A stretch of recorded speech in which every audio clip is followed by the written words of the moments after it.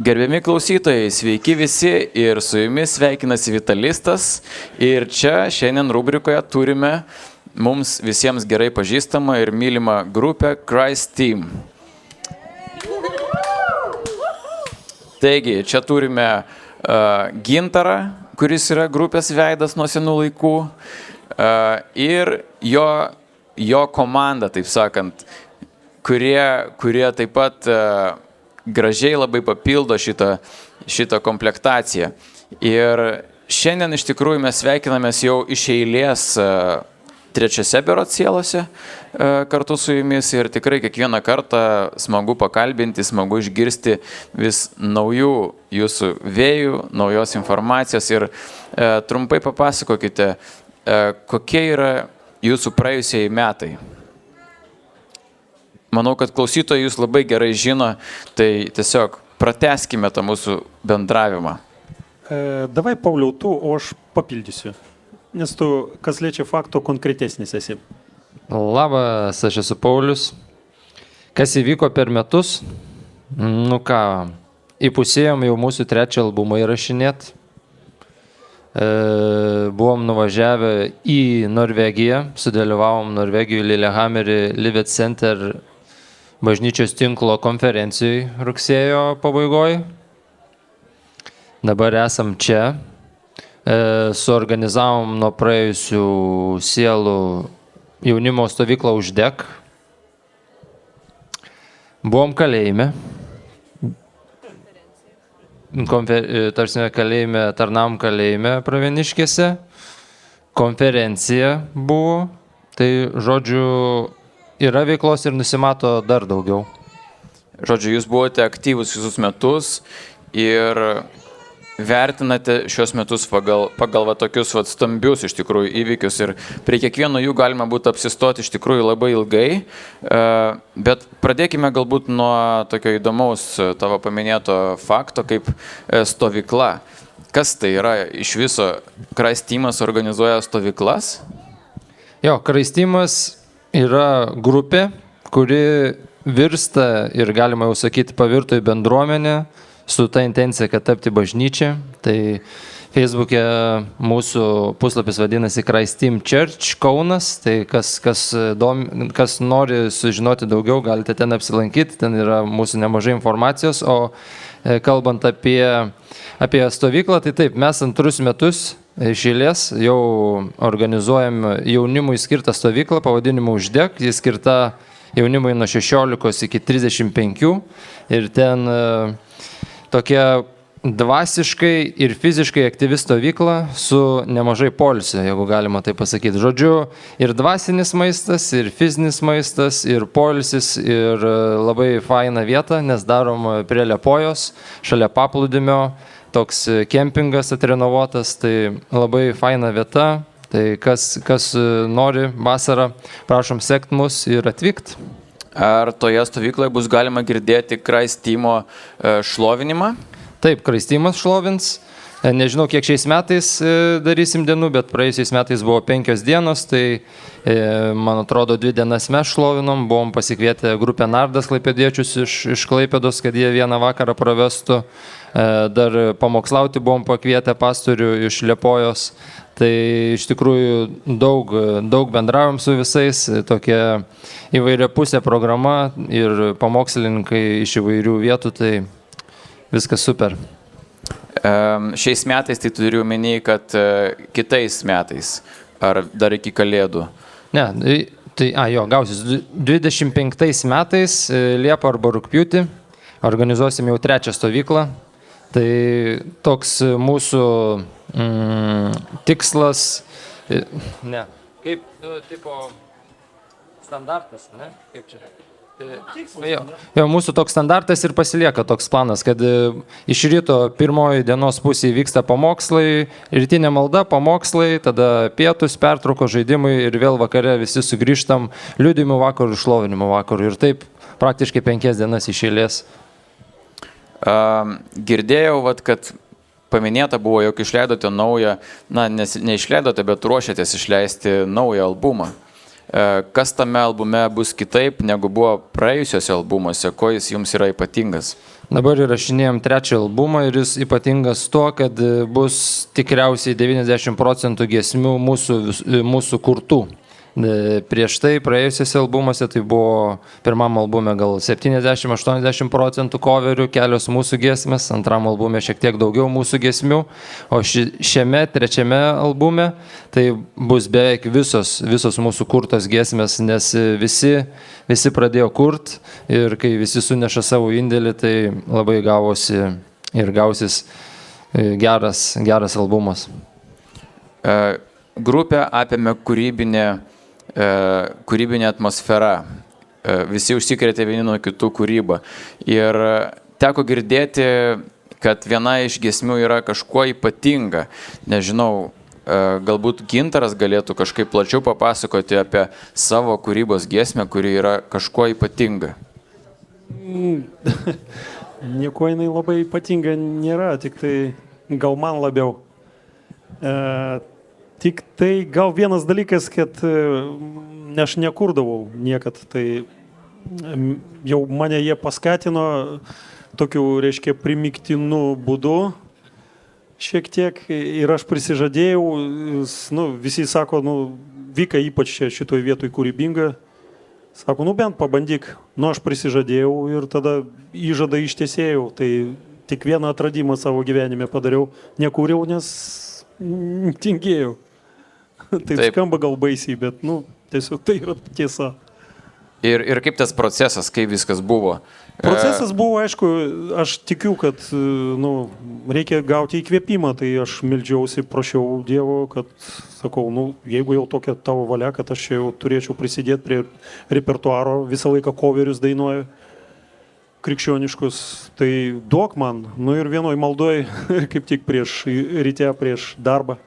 Gavau, tiesiog išgirdau melodiją ir beveik iš karto ir harmoniją.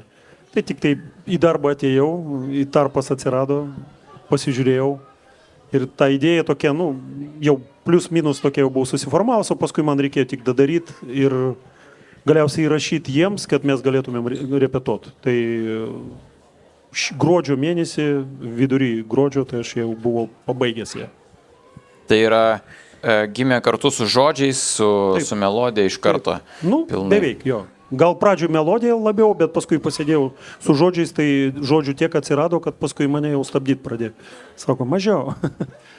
Tai va taip.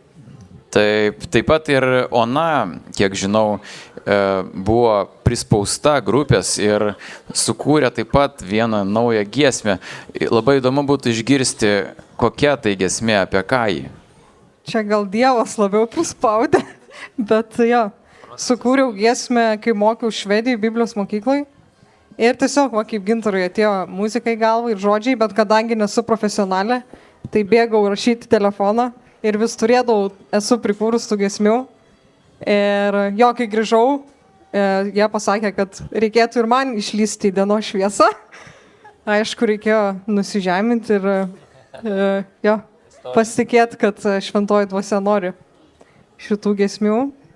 Ir apie kągi ta giesmė? Apie Jėzų šventumą ir jo auką, kas mane asmeniškai labai liečia, jo išgelbimas ir jo džiaugsmas jame. Tai, o kiti nariai jau anksčiau kūrėte, tiesiog dabar Gintaras ir Ona prisidėjo. O Paulius? Procese. Paulius jau kūrė pirmąją giesmę.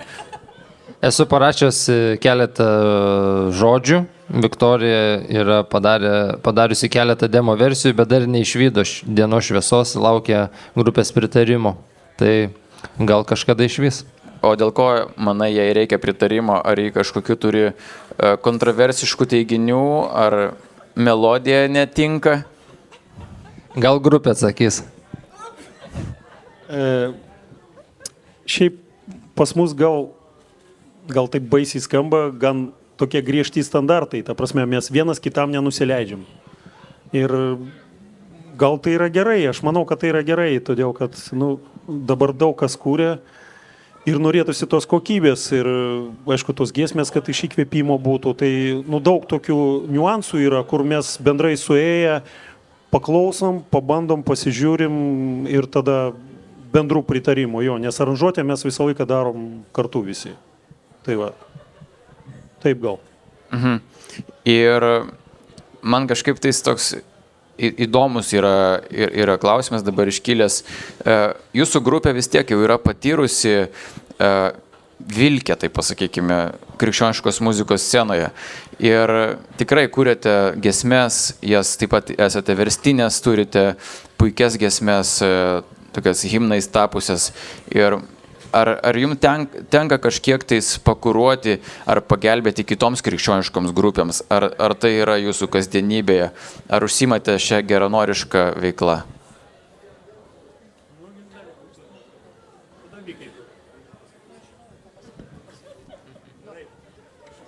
Vieną dalyką noriu pakomentuoti, kad taip labai išdidžiai neskambėtų, bet konkretus atvejis. Tai kol mes buvom dar Ašmintos bendruomeniai, tai Paulius Suvyka užsiėmė su jaunimu ir sukūrė grupę, kuravo jos, viską jiem ten padėjo nuo nulio. Ir čia buvo gal berods prieš 3 metus ar 4 toksai sielo atradimas. Ir ta grupė vadinosi Testimony. Tai vat į tą klausimą konkretus toks darbas. Mes, aišku, ten plius minus bendradarbiaujam su kažko, bet taip labai, kad taip jau labai ryškiai pasigirt, šiandien nepasakyčiau nieko tokio labai. Tai va. Bet ar galėčiau pasakyti, kad grupės, kuriams reikalinga pagalba, gali kreiptis į jūs? Oi, laisvai. Taigi, visos grupės, kurios reikalaujate ar norite pagalbos, kreipkitės į Christ Team. Jie yra pasiruošę jums padėti. Nes tikrai nuostabi grupė, kalbinta ir kalbinama iš metų į metų ir tikrai kiekvieną kartą tas pokalbis yra vis gilesnis ir gilesnis. Ir kad pagilinti mūsų šią diskusiją, tiesiog norėjau paklausti, kaip jūs žvelgiate šiandien į krikščionišką muzikos festivalį Sielos, kokias galbūt įžvalgas pamatote čia būdami?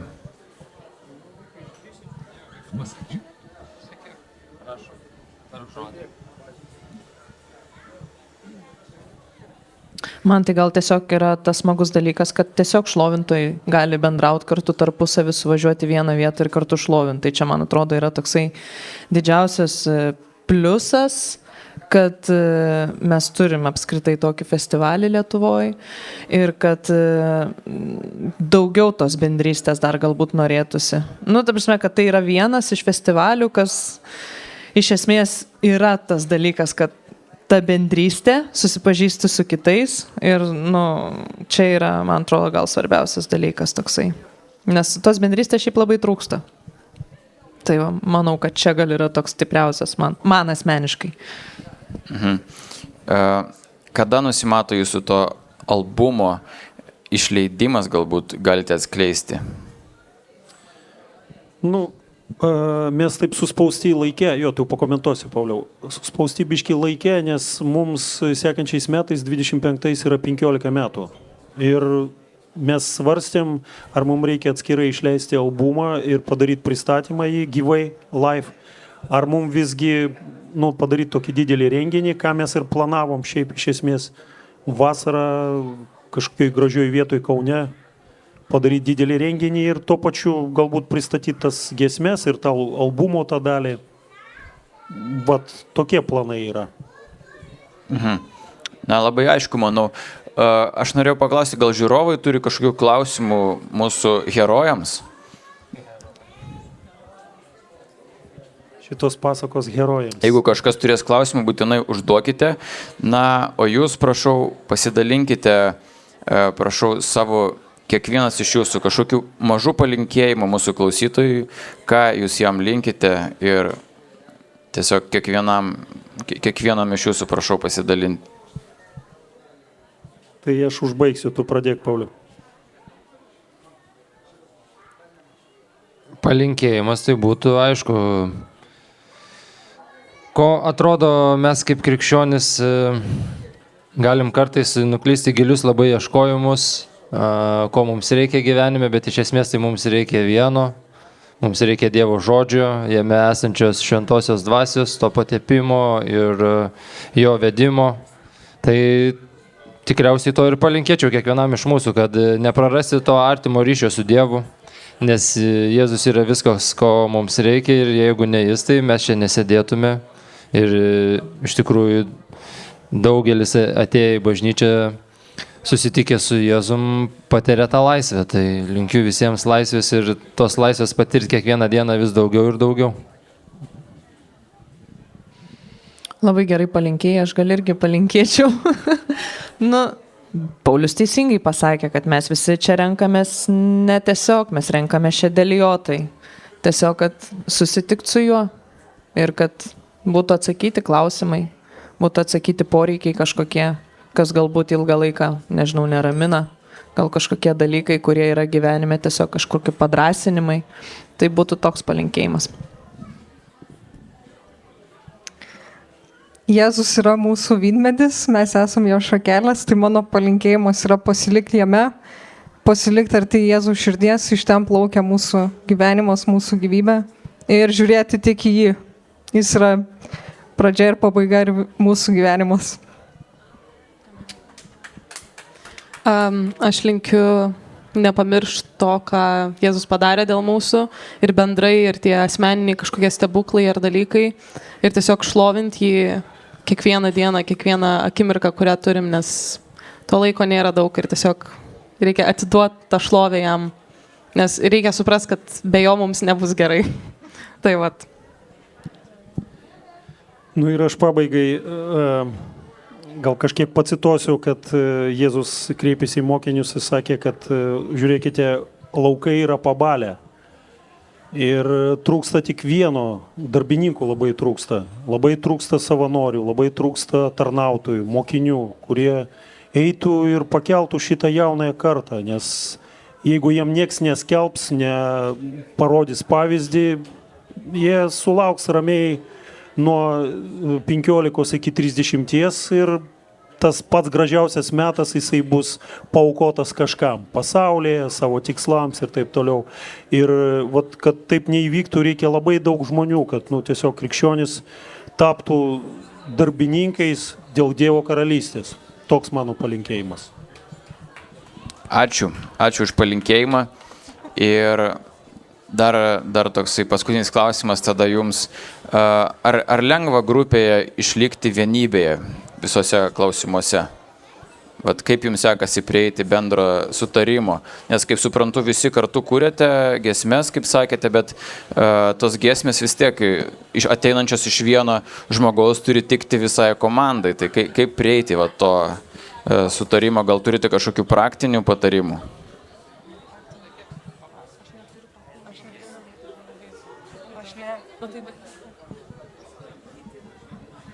Gal didžiausias dalykas tai pasitikėjimas yra vienas kitu, nes jeigu, kaip tu sakei apie tai, kad atneši giesmę ir ten ta giesmė turi tikti visiems, ar ne, tai aš manau, kad jeigu grupės nariai sako, kad netinka, tai aš turiu du pasirinkimus, arba įsižeist, arba sutikti su jais ir tiesiog su pasitikėjimu, kad galbūt, nepavyko priimti tai. Ir tai tikriausiai ir yra ta dalis, kad jeigu aš nepasitikėsiu šitai žmonėm ir jeigu aš galvosiu, kad jie čia kažką tai turi užantį, tai man bus labai sunku. Tai aš manau, kad tas pasitikėjimas vienas kitų ir aišku bendravimas atrodo toksai, kad grupė tai yra apskritai apie santykį. Net ne tiek, kiek apie grojimą, kiek apie tarpusavio santykius. Tai tas pasitikėjimas ir tas bendravimas ir atvirumas yra labai, labai svarbus dalykas. Nes jeigu tik tais kažkas kažką jau pradės galvoti ne to, kažką jau mąstyti ne taip, iš karto viskas griūna. Tu gali groti vienoj grupiai, bet jau tu nebesi kartu. Tai aš manau, kad tas kalbėjimasis, atvirumas, bendravimas yra labai pagrindiniai dalykai. Lengva tik tuo atveju, kad jeigu tu neturi nuosavo motyvų kažkokio, mes visi jos turim ir kai mes atkreipiam dėmesį, kad tie asmeniniai tokie motyvai, jie greuna santykius, tai mes labai greitai aiškiname santykius. Ir sakyčiau, kad šitoj vietoje mes jau pabrendę normaliai, nes ne kartą aiškiname santykius. Ir vaisius iš to, kad mes visi kartu ir mes tikrai vienas kitų pasitikim. Dievu pasitikim ir vienas kitų. Ačiū Jums už atvirumą ir priminkite taip pat, prašau, kiekvienam, kelintą valandą yra Jūsų pasirodymas. Mūsų pasirodymas yra pagal oficialiai yra be 10:09, bet kadangi čia viskas truputį greičiau viskas vyksta, tai aš spėju, kad gali būti nuo 8:30 iki be 10:09 tam tarpe. Tad manau, kad Kraistimui pas laikas jau judėti prie pasirodymų, o mums jiems padėkoti su gausiais aplodismentais. Ačiū Vitalijau. Iki.